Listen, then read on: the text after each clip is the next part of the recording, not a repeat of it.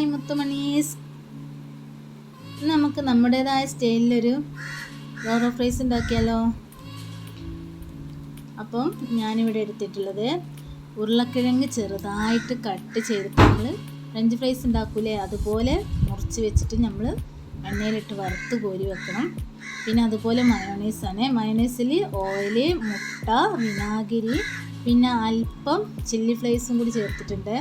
എന്നിട്ട് മയോണൈസ് നമുക്ക് തയ്യാറാക്കി. പിന്നെ അതിൻ്റെ കൂട്ടത്തിൽ ചീസ് എടുത്തിട്ടുണ്ട്, പിന്നെ ടൊമാറ്റോ സോസ്, പിന്നെ ചിക്കൻ ഞാൻ അതുപോലെ തന്നെ മുളകും കുരുമുളകും പിന്നെ ഇത്തിരി വിനാഗിരിയും ഉപ്പും ഇത്തിരി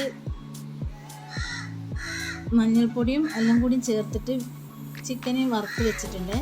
അപ്പോൾ നമുക്കത് ഉണ്ടാക്കാൻ നോക്കിയാലോ. അപ്പോൾ ഒരു പാൻ അടുപ്പത്ത് വെച്ചിട്ട് പാനിൻ്റെ മേലെ നമ്മൾ ഉരുളക്കിഴങ്ങ് നിരത്തി കൊടുക്കുക. പിന്നെ അതിൻ്റെ മേലെ നമ്മൾ വറുത്ത് വെച്ചിരിക്കുന്ന ചിക്കൻ ഉണ്ടല്ലോ, ആ ചിക്കൻ ഇങ്ങനെ അതേ ഉരുളക്കിഴങ്ങ് വെച്ച പോലെ തന്നെ പരത്തി നമ്മൾ വെച്ച് കൊടുക്കുക. പിന്നെ അതിൻ്റെ മുകളിലായിട്ട് നമുക്ക് മയോണൈസ് ഉണ്ടല്ലോ, ആ മയോണൈസ് നമുക്ക് നല്ലോണം ഒന്ന് ആക്കി കൊടുക്കണേ.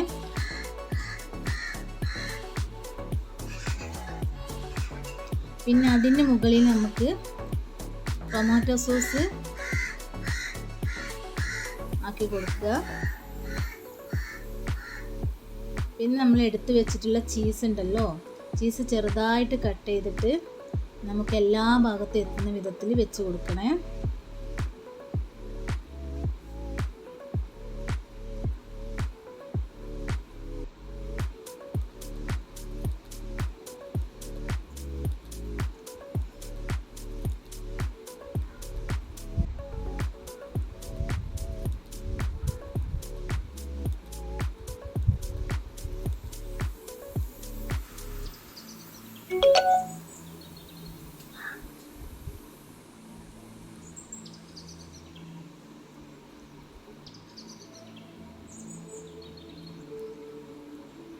പിന്നെ അതിന് മുകളിൽ നമുക്ക് കുറച്ച് ചില്ലി ഫ്ലേക്സ് ഒരു എരിവിന് വേണ്ടിയിട്ട് കുറച്ചിങ്ങനെ വിതറി കൊടുത്തിട്ട് നന്നായിട്ട് അടച്ച് വെച്ചിട്ട് ലോ ഫ്ലെയിമിൽ